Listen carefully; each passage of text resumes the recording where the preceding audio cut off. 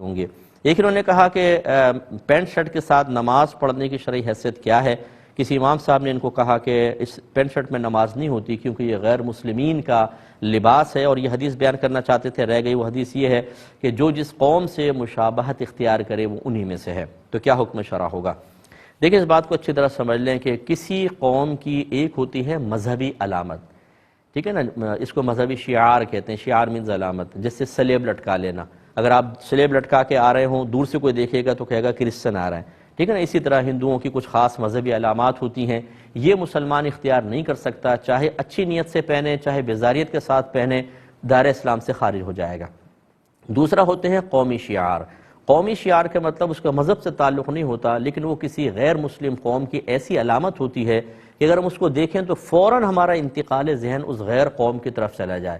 اس کے لیے ذرا بر صغیر پاک و ہند کے ذرا ماضی کی طرف جائیے کہ جب انگریز یہاں آئے تھے تو وہ پینٹ شرٹ پہنتے تھے، سب سے پہلے وہی پہن کر آئے، اور ان کے فوجی جو ہوتے ہیں نکر پہن کر آتے تھے۔ اب اگر دور سے کوئی پینٹ شرٹ پہن کر آتا تو چونکہ ہندو مسلم اس وقت اس طرح کوئی لباس نہیں پہنتے تھے، ایشیا میں یہ ایشیا کا لباس نہیں تھا، تو دور سے دیکھ کر کہتے ہیں گورا صاحب آ رہا ہے، یعنی وہ غیر مسلم آ رہا ہے۔ وہ ایسی اس وقت قومی علامت تھی۔ تو ایسی کوئی قومی علامت ہو کہ جس کو دیکھ کر انتقال ذہن فوراً غیر قوم کی طرف چلا جائے، وہ بھی اختیار کرنا منع ہوتا ہے۔ پہلا کفر ہوتا ہے اور یہ گناہ ہے، گمراہی ہے لیکن کفر نہیں ہے۔ اور اس کی وجہ یہ ہے کہ ایک مسلمان اگر ایسی چیز پہن کر آئے گا، دور سے آپ دیکھیں گے اور کہیں گے یہ تو کوئی کافر آ رہا ہے، تو ایک مسلمان اپنے آپ کو اس انداز سے پیش کرے کہ لوگ اسے کافر کہیں، یہ غیر مناسب، اس لیے منع کیا گیا۔ اب آ جائیں تیسری چیز کی طرف۔ اگر کسی قوم غیر قوم کی کوئی چیز تھی لیکن وہ مسلمانوں میں بہت زیادہ عام ہو چکی ہے، بہت زیادہ عام ہو چکی ہے، اور اب اگر کوئی اس چیز کو اختیار کر کے آ رہا ہو تو اس مسلمان کے لیے کافر ہونے کی بدگمانی پیدا نہیں ہوگی، تو یاد رکھیں پھر وہ جائز ہو جاتی ہے۔ اسی میں دیکھیں پینٹ شرٹ بھی ہے، آپ کا ٹیبل کرسی کا یوز ہے، آپ کا ٹیبل کرسی پر بیٹھ کے کھانا کھانا ہے، آپ کے چمچے کانٹے استعمال کرنا، اس طرح ٹوتھ برش استعمال کرنا، یہ تمام چیزیں وہاں سے آئی ہیں، لیکن اب یہ کسی قوم کا قومی شعار نہیں ہے۔ اگر ایک مسلمان ٹیبل کرسی پہ کھا رہا ہے تو کہ آپ دور سے دیکھ کر کہیں گے یہ کافر بیٹھا ہوا ہے؟ یقینی سی بات ہے نہیں۔ تو جب کوئی مسلمانوں میں ایسی چیز عام ہو جائے کہ اب کسی غیر قوم کا قومی شعار نہ رہے، تو یاد رکھیں وہ کم از کم مباح ہے، یعنی نہ گناہ نہ ثواب۔ بس اب اس میں یہ ضرور ہے کہ اتنی ٹائٹ پینٹ شرٹ پہننا کہ اس میں اعضاء ستر بہت زیادہ نمایاں ہوں، اس کو اس وجہ سے منع کیا جائے گا۔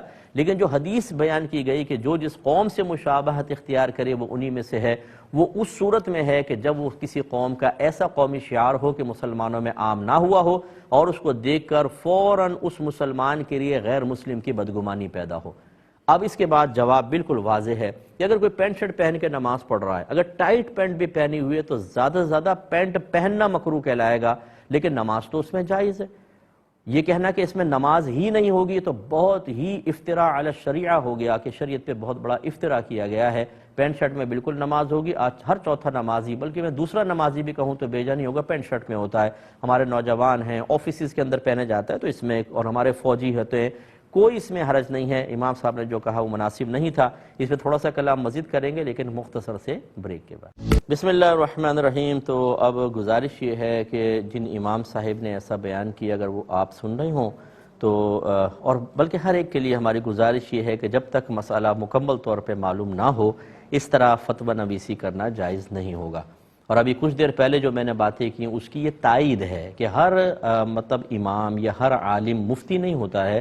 بعض اوقات ہم سطحی قسم کی معلومات کو بنیاد بنا کر لوگوں پہ فتویٰ نویسی کر رہے ہوتے ہیں، اور یہ مناسب نہیں ہوتا۔ یہ تو ہے ان کے لیے۔ باقی جو مقتدی صاحب نے آپ نے سنا ہے، جو بھی بھائی نے کویسچن کیا ہے، دیکھیں اس طریقے سے اگر آپ اب یوں کریں گے کہ آپ اس کو میرے اس کلپ کو نکال کر اور امام صاحب کو سنائیں گے اور پورے محلے کے اندر سنا کر امام صاحب کے لیے ذلت کا سامان کرنے کی کوشش کریں گے، یہ بھی غیر مناسب چیز ہے۔ ہم بعض اوقات اگر کوئی امام صاحب ہمیں سمجھانے لگیں کچھ کریں تو ہم غصے میں آ جاتے ہیں اور ہم کہتے ہیں کہ اب میں ان کو چھوڑوں گا نہیں، پھر ہم جاتے ہیں کسی اور عالم سے اس سے فتویٰ لا کر ان کے خلاف فتنہ پھیلا دیتے ہیں۔ آپ ایسا ہرگز نہیں کریں گے۔ جو بھائی مجھے سن رہے، میرا حسن ظن ہے آپ کے ساتھ، آپ تنہائی میں جا کے پیار محبت سے گزارش کرنا چاہیں تو کر سکتے ہیں، اور نہ کرنا چاہیں تو آرام سے آپ نمازیں پڑھیں، بس کچھ بھی نہیں۔ لیکن یوں نہ کیجیے گا کہ آپ خدا نہ خواستہ وہاں فتنہ اٹھا دیں۔ آپ انہیں پیار محبت سے ضرور یہ مسئلہ بتانا چاہیں تو بتائیے، اور ہونا بھی چاہیے۔ اگر ایک امام ہی ممبر پہ بیٹھ کر یا اپنے مقتدیوں کے درمیان غلط مسئلہ بیان کرے تو یقینی سی بات ہے کہ میں نے پہلے آپ کو کہا کہ غلط مسئلہ بیان کرنا بہت بڑا گناہ کبیرہ ہوتا ہے، اور یہ کہنا کہ نماز ہی نہیں ہوگی، اس کا مطلب جتنے پینٹ شرٹ میں نماز پڑھ رہے ہیں، نہ فوجیوں کی ہماری نمازیں ہو رہی ہیں، نہ ہمارے آفس میں نمازیں ہو رہی ہیں، نہ جو اسکول کالج میں بچے نمازیں پڑھ رہے ہیں ان سب کی نمازیں نہیں ہو رہی. سوچنا چاہیے کہ ہم کیا بول رہے ہیں، اس کے نتائج کیا نکلیں گے. ایسا نہیں کرنا چاہیے. تو بہرحال جانبین سے تھوڑا سا ٹھنڈے دماغ کے ساتھ اس مسئلے کو حل کریں.